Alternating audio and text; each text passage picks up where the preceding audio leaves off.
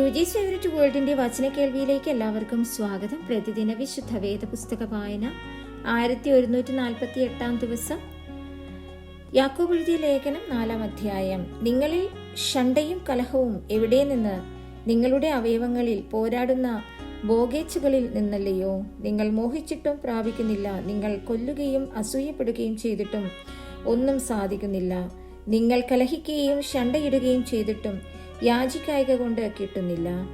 നിങ്ങൾ യാചിക്കുന്നുവെങ്കിലും നിങ്ങളുടെ ഭോഗങ്ങളിൽ ചെലവിടേണ്ടതിന് വല്ലാതെ യാചിക്ക കൊണ്ട് ഒന്നും ലഭിക്കുന്നില്ല.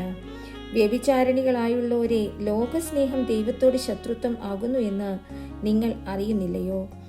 ആകയാൽ ലോകത്തിന്റെ സ്നേഹിതനാകുവാൻ ഇച്ഛിക്കുന്നവനെല്ലാം ദൈവത്തിന്റെ ശത്രുവായിത്തീരുന്നു. അല്ലെങ്കിൽ തിരുവെഴുത്ത് വെറുതെ സംസാരിക്കുന്നു എന്ന് തോന്നുന്നുവോ? അവൻ നമ്മിൽ വസിക്കുമാറാക്കിയ ആത്മാവ് അസൂയക്കായി കാംക്ഷിക്കുന്നുവോ? എന്നാൽ അവൻ അധികം കൃപ നൽകുന്നു. അതുകൊണ്ട് ദൈവം നിഗളികളോട് എതിർത്ത് നിൽക്കുകയും താഴ്മയുള്ളവർക്ക് കൃപ നൽകുകയും ചെയ്യുന്നു എന്ന് പറഞ്ഞിരിക്കുന്നു. ആകയാൽ നിങ്ങൾ ദൈവത്തിന് കീഴടങ്ങുവിൻ, പിശാചിനോട് എതിർത്ത് നിൽപ്പിൻ, എന്നാൽ അവൻ നിങ്ങളെ വിട്ട് ഓടിപ്പോകും. ദൈവത്തോട് അടുത്തു ചെല്ലുവിൻ, എന്നാൽ അവൻ നിങ്ങളോട് അടുത്തു വരും. പാപികളെ, കൈകളെ വെടിപ്പാക്കുവിൻ. ഇരുമനസ്സുള്ളവരെ, ഹൃദയങ്ങളെ ശുദ്ധീകരിപ്പിൻ. സങ്കടപ്പെട്ട് ദുഃഖിച്ചു കരവിൻ. നിങ്ങളുടെ ചിരി ദുഃഖമായും സന്തോഷം വിഷാദമായും തീരട്ടെ. കർത്താവിന്റെ സന്നിധിയിൽ താഴുവിൻ, എന്നാൽ അവൻ നിങ്ങളെ ഉയർത്തും. സഹോദരന്മാരെ, അന്യോന്യം ദുഷിക്കരുത്. തന്റെ സഹോദരനെ ദുഷിക്കുകയും വിധിക്കുകയും ചെയ്യുന്നവൻ ന്യായപ്രമാണത്തെ ദുഷിക്കുകയും ന്യായപ്രമാണത്തെ വിധിക്കുകയും ചെയ്യുന്നു. ന്യായപ്രമാണത്തെ വിധിക്കുന്നുവെങ്കിൽ നീ ന്യായപ്രമാണത്തെ അനുഷ്ഠിക്കുന്നവനല്ല, വിധിക്കുന്നവനത്രേ. ന്യായപ്രമാണ കർത്താവും ന്യായാധിപതിയും ഒരുവനേയുള്ളൂ. രക്ഷിപ്പാനും നശിപ്പിപ്പാനും ശക്തനായവൻ തന്നെ. കൂട്ടുകാരനെ വിധിപ്പാൻ നീ ആർ?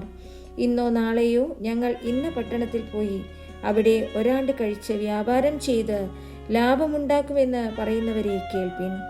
നാളത്തേത് നിങ്ങൾ അറിയുന്നില്ലല്ലോ. നിങ്ങളുടെ ജീവൻ എങ്ങനെയുള്ളത്? അല്പനേരത്തേക്ക് കാണുന്നതും പിന്നെ മറഞ്ഞു പോകുന്നതുമായ ആവിയല്ലോ. കർത്താവിന് ഇഷ്ടമുണ്ടെങ്കിൽ ഞങ്ങൾ ജീവിച്ചിരുന്നു, ഇന്നത് ചെയ്യും എന്നല്ലയോ പറയേണ്ടത്. നിങ്ങളോ വമ്പു പറഞ്ഞ് പ്രശംസിക്കുന്നു. ഈ വക പ്രശംസ എല്ലാം ദോഷമാകുന്നു. നന്മ ചെയ്യുവാൻ അറിഞ്ഞിട്ടും ചെയ്യാത്തവന് അത് പാപം തന്നെ.